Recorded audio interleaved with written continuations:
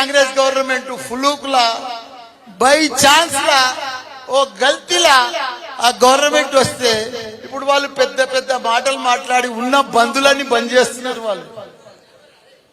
వాళ్ళు లీడర్లు రావాలి.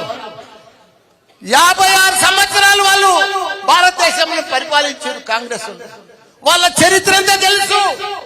మనకంటే కూడా 10 ఏళ్ల ముందు వాళ్ళే ఉండరు. ఇక్కడ ఒక్క కరెంట్ ఇయ్యలేదు, నీళ్లు ఇయ్యలేదు, ఒక 200 పింఛనిత్తురు. వాళ్ళంతా ఏమి ఇవ్వకపోదు, మోసం చేస్తురు, మోసం మాటలు మాట్లాడతారు, దగా మాటలు మాట్లాడతారు, మోసపూరిత మాటలు మాట్లాడొచ్చారు. ఇప్పుడు వాళ్ళు ప్రభుత్వంలో 6 గ్యారంటీలు అంటారు, 440 గ్యారంటీలు తయారు చేసిండ్రు.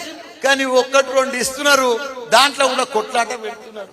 వాళ్ళు ఇయ్యరు, వాళ్ళు ఇచ్చే మనసు లేదు. మొన్న మన సీఎం రేవంత్ రెడ్డి అంటాడు, మాకు కాంగ్రెస్ కు ఓటేసి కేంద్రంలో మేము వస్తే ఈ 6 గ్యారంటీలు చేస్తామంటాడు. ఎంత దరిద్రమయా, ఎన్ని అబద్ధాలు, ఇంత అబద్ధాల ప్రజలను ఇంత మోసం చేస్తారా? కానీ ప్రజలంతా గుర్తుపట్టుకుంటున్నారు. ప్రజలలో డిస్కషన్ వచ్చింది, కాంగ్రెస్ మోసం పోయింది, మనల్ని మోసం చేసింది. ప్రజలు కాంగ్రెస్ అబద్ధాలు చెప్పింది, కాంగ్రెస్ అంతా మాయమాటలు చెప్పింది. మనం ఇక కాంగ్రెస్ ను నమ్మొద్దని 50 రోజులలోనే ప్రజలకు అంత అర్థమైపోయింది. ఊర్లో చర్చ, హోటల్ చర్చ, ప్రతి గ్రామంలో చర్చ.